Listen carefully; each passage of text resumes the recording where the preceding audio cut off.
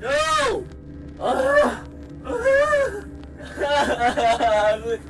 Please let me out of here! This is 20-year-old Justin Sue. Just a few hours earlier, Justin found his mom dead in the bathroom.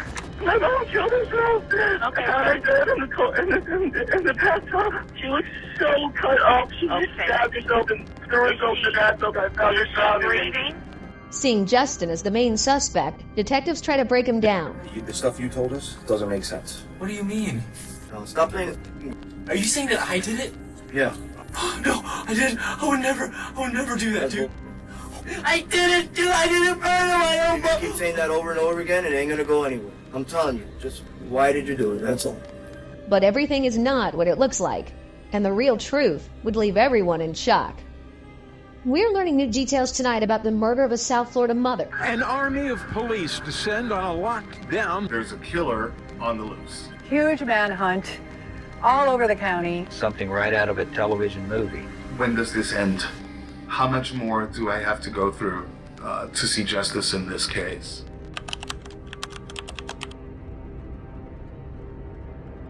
The year is 2014. On the morning of September 8th, the police receive a disturbing 911 call. The caller on the line is 20-year-old Justin Sue. What is your emergency? My mom killed herself. Okay. I found her dead in the bathtub. I will. What is your name? My name? Yes. Justin Sue. Oh my God, my mom. Okay, so call me, Justin. Are you with her right now? Yes, how old is she? No. She cut herself. She was so cut up. She just stabbed herself and threw herself in the bathtub. I found her sobbing. Breathing? No, she's not. I tried breathing. She's not. Okay. Oh my God. She's cut all over herself. I got her neck. I don't know, this is a murder. I think. Her hands are tied. Her hands are tied? When did you find her hands? I'm so scared right now. Okay. And everything goes on. Oh my God. I hope that house is gonna run us through. I don't think anyone's here, but maybe they left already. But don't. No one else is there? Yeah. No, she didn't commit suicide. I'm sorry today. I just thought I was good, but someone killed her. Okay. Killed my mom. I'm sorry. Oh my God. As Detective Paul Williams comes to the crime scene, he is shocked by what he sees. It was a pretty gruesome scene. Probably one of the most horrific scenes that I've investigated in my time. The victim is 59-year-old Jill Halliburton Sue. She's bound together at her hands and at her feet, lying on the bathroom floor with multiple stab wounds about her body. Her hands are pressed against her chest, her elbows drawn close. Cloth bounds her wrists, and a belt secures them. Additionally, an electrical cord is wrapped around her ankles. Detectives immediately suspect it to be a crime of passion, possibly a consequence of a rough altercation. Our job is not to worry about feelings, and our job is to go about and to do the job for the victim who can't speak. Following this, Justin Sue and his father Nan are immediately taken to a police station for questioning. You start off looking always at the person who discovered the victim and the people who were closest to or had the most to gain. Obviously, I know as you're sitting here, you can hear your son crying, and I know that hurts. But just understand that, we have to follow procedure here. Dr. Sue tells investigators he was at his office when he decided to check up on his home security cameras. As he was looking at the cameras, he noticed a man in the ski mask ripping off and disabling cameras one by one. Did you tell if it was a male or a female? I think it's a male. Okay. Rather skinny. Okay. How old did this male look? 20-ish. Can you tell white male, black male, or? Looks like a white to me. Okay. Worried, he immediately called his son Justin, thinking it was just one of his pranks. However, Justin told him he wasn't at home and didn't know who the mysterious figure was. Justin then quickly came home to check the situation. Stepping into the house, he saw the house in chaos, stuff thrown across the floor, and all the cameras disconnected. Basically a heated fight or altercation had occurred for the victim to get that many stab wounds. Looking in the bathroom, he could see someone lying on the floor with legs tied in a knot. Coming closer, he found it was his mother, Jill. In the interrogation room, detectives informed Dr. Sue about the shocking revelations about his son. Where was your son today when he left the house? Let me ask you that. Where was he supposed to be? He's supposed to go to work. He didn't go to work. Following this, he realizes that the figure of the suspect he described in the ski mask fits the description of his son. And you realize what you thought you saw on that camera beforehand is sort of a pretty close description to your son. In the meantime, Justin is sitting in the next room waiting to be questioned. His clothes are taken to be analyzed, and a DNA sample is taken to compare it to the one found at the crime scene. No! No!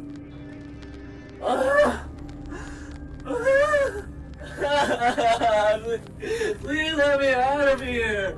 Following this, Justin is asked if he knows who would do such a horrific crime.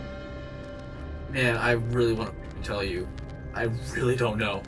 I honestly think this is just a random. I think these people have been looking at my house for a while, for the last probably 2 weeks. Noticed all these cars. Always have the cars out front. While some detectives search around the crime scene, they discover a knife by the front door.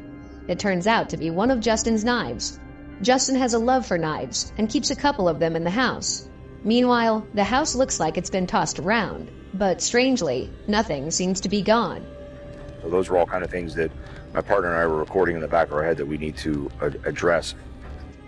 Interestingly enough, the camera footage from their security cameras can't be accessed since just a couple of days before the murder, their security subscription had expired.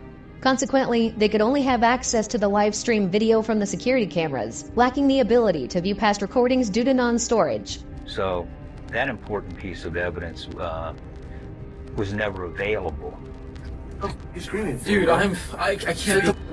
Man, I've been in this room way too long, man. Yeah. Hey, listen. A lot of the stuff that we talked about earlier, the stuff you told us, doesn't make sense. Detectives addressed Justin about a lot of inconsistencies in his story he told them. What do you mean? Are you saying that I did it? Yeah. Holy crap! Oh my... No, I didn't. I would never do that, dude. Oh my god! Trying to get as much information as possible, detectives continue to push Justin. Oh my god! Oh my god, what? What's so hard to believe? I did that! What? I would break into my own... Nobody broke it down. No, stop playing this game. Oh my god, are you serious? You know how long we've been doing this job? A long time. That's horrible that you guys would even think that I would do it. I'm sorry, but You're sorry. I'm gonna go... No, you're not gonna go nowhere. Dude! Sensing the seriousness of the situation and the possibility that he could be the main suspect, Justin is on the edge of losing it. I didn't do it! Oh my god! You listen to me on the... Yeah, it's all bull. Your whole bullshit was a stupid plan, and you did a f***ing job at the house. So you want to start coming clean, this is your only opportunity. Oh my god. You understand? Your dad. Subsequently, detectives find it strange why he would lie to his dad. What? What did I say to my dad? I lied to my dad. I told him I was going to work. No, inconsistency between your statement and your dad. What am I... What? Hey, we just want to know why. Oh my god, I didn't do it! I just want to know why, that's all. I didn't do it! I didn't murder my own You keep saying that over and over again, it ain't gonna go anywhere. I'm telling you, just why did you do it, that's all. And do you even feel bad that it happened? That's all. That's all I want to know. In the next room, detectives approach Justin's dad to inform him that his son is now the main suspect in the case. Okay, and you just said that if he did it, you would accept it? Is that what you said? If the total truth come out that he did it, I totally accept it. Okay. I'm a scientist, I go with the truth. But since my son is still my son, I would accept the truth that he did it, but before that, we need to make sure that everything is done fairly. The police keep Justin Sue in an interview room for 13 hours straight, filming everything and constantly going in and out of the room. They're trying to get as much information as possible from him. They find the whole situation strange since none of the stuff from the house was taken away. You came in here thinking you were going to tell us that it was a robbery and that they were looking at your house for 2 weeks and all this shit. Guess what? We can sift through bullshit real fast.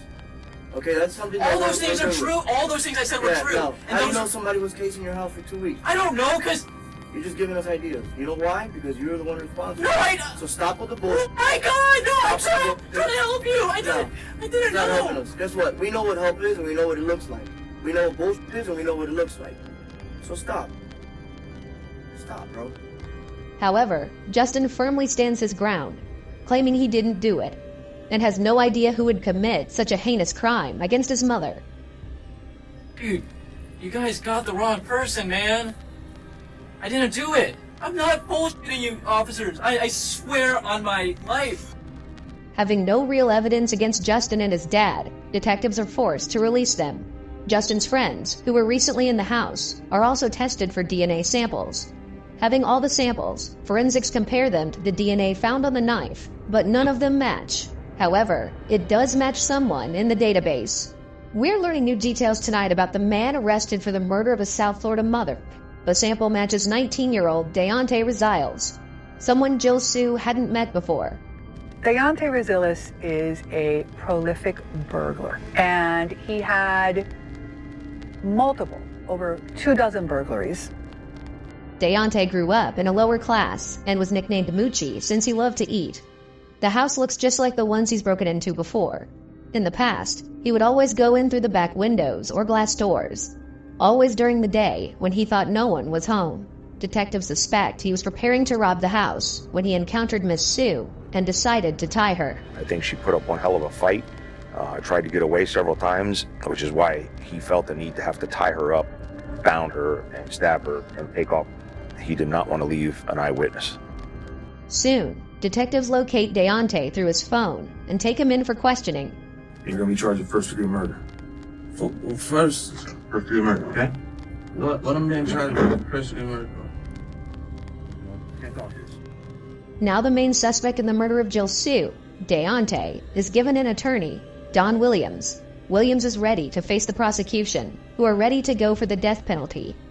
In the beginning, the case I thought was a very defensible case. Knowing Mr. Sue first told detectives he saw a white man on the security cameras, Williams thinks he can find a way to defend the suspect. Black male or looks like a white to me. Okay. Deontay has a history of burglaries, but none of them resulted in violence. And Williams thinks this isn't something he would do. That's not a crime that he would have committed. And I stand on that. I put my life on that. I know he didn't.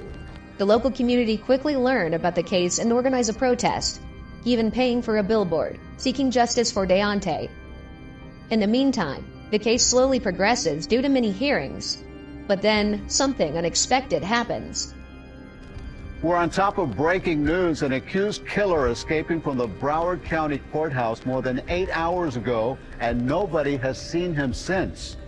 We're now seeing this new video of the chaos in a Broward courtroom when a murder suspect managed to slip out of his shackles and escape last month.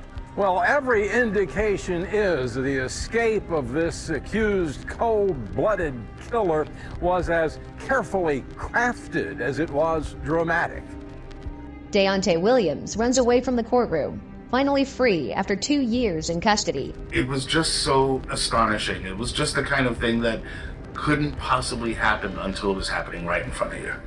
Deontay managed to get a key for the handcuffs and had people in the courtroom who gave him a sign when a car was ready to pick him up in front of the court. Huge story. Huge manhunt all over the county. While Deontay is on the run, the sheriff is completely furious. He can't understand how he managed to run away while a couple of police officers were keeping an eye out for him. We'll leave no stone unturned. Everything we got, bring it back into custody, safely, quickly, efficiently. The police thought I had something to do with it. You know, where did he get the handcuff key to take off the handcuffs? Well, it must be the lawyer. Like, yeah, like really? Come on, guys. After an escape, the police offer $10,000 to anyone who is willing to give out information about Deontay's whereabouts. Due to the urgency of the situation, they soon change it to $50,000. I said, now he's going to get caught. Soon enough, just that happens. Deontay Rosiles, an accused killer, was arrested late last night in Palm Beach County. The murder suspect who escaped from the Broward County Courthouse last week is back behind bars today. Deontay Rosiles has been captured. He is the murder suspect who escaped from the Broward County Courthouse last week. Deontay Rosales is in custody. Back in custody, Deontay writes a letter of apology to the judge, in which he explains the reason behind his escape.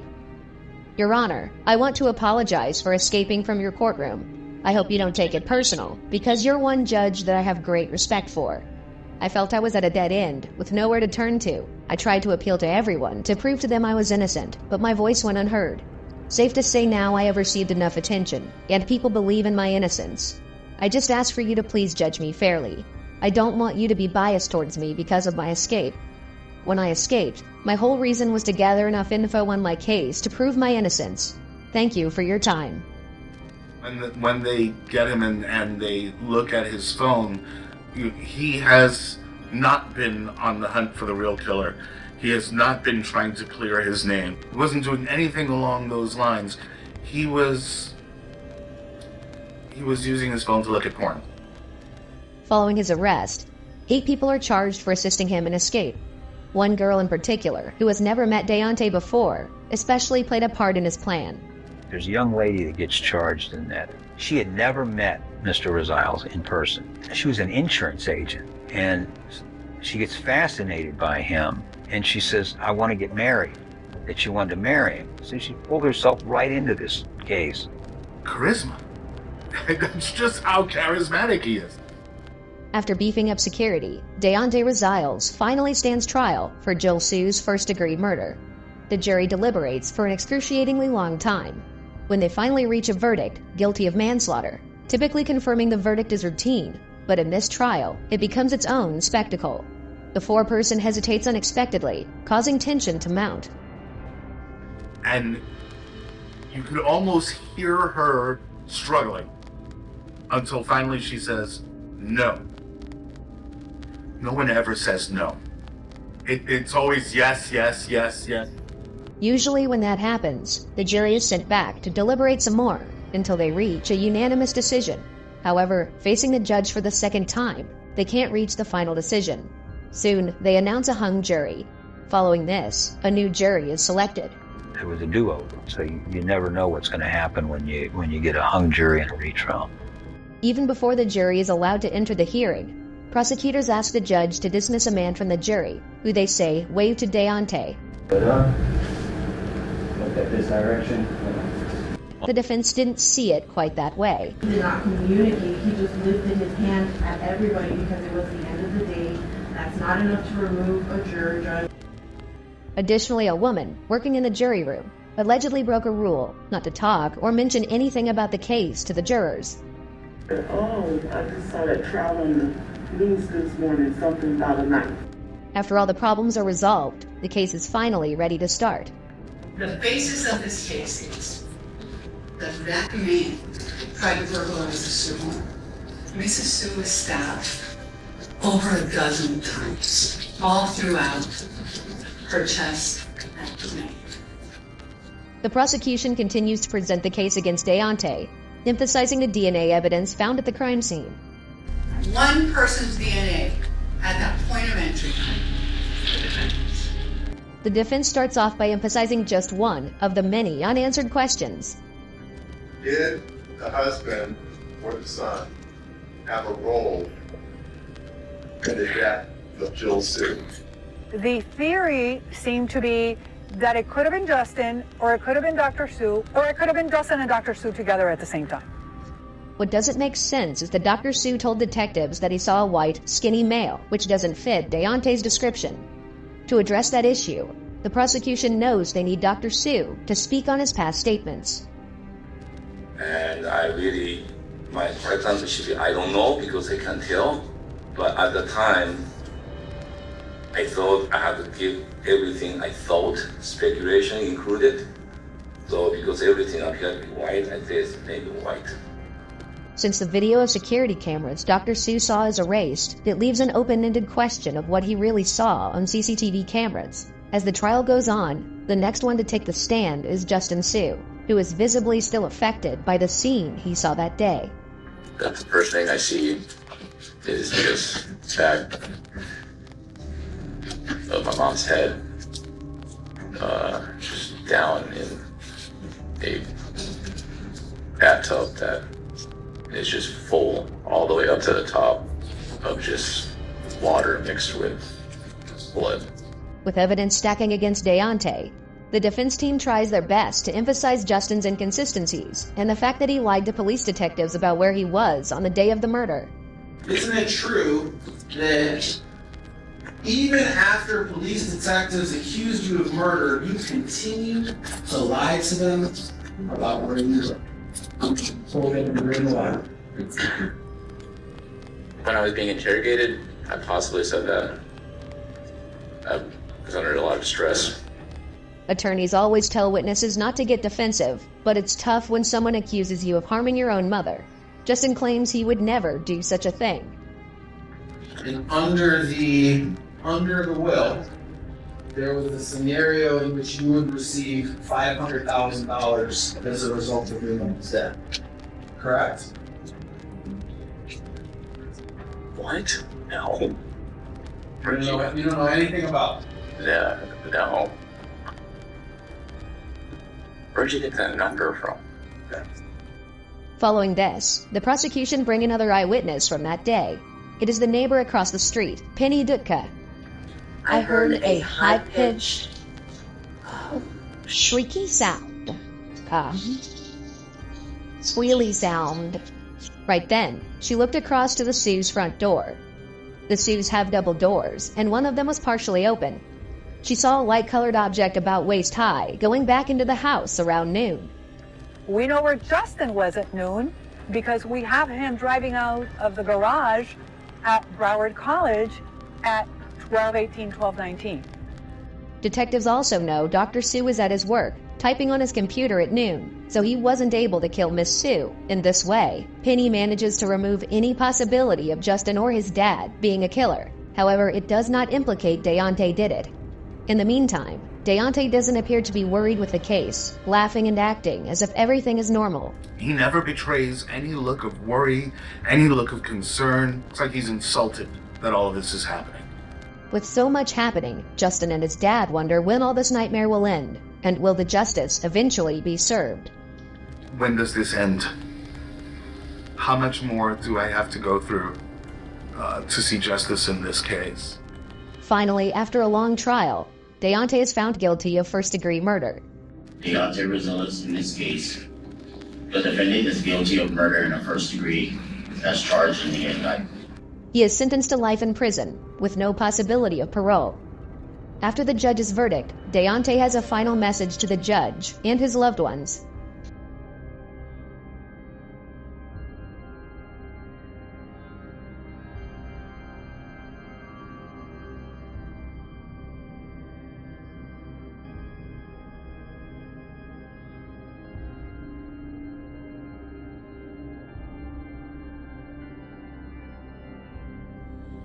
He stands by his words that he didn't kill or have anything to do with Miss Sue's murder. Furthermore, he even proposed taking a polygraph test, trying anything to show his innocence. They can hook me up to a polygraph test at any given time. Ask me any question they wish, and my answer will remain the same. I did not kill Mr. Sue. And that's all I have to say. At the end, Non-Sue has the final word to address what he thinks of Deontay. It's all a lie, because everything he said is against the facts. Of course it's difficult, because I don't want to sit there and listening to all the lying. And he's lying very well.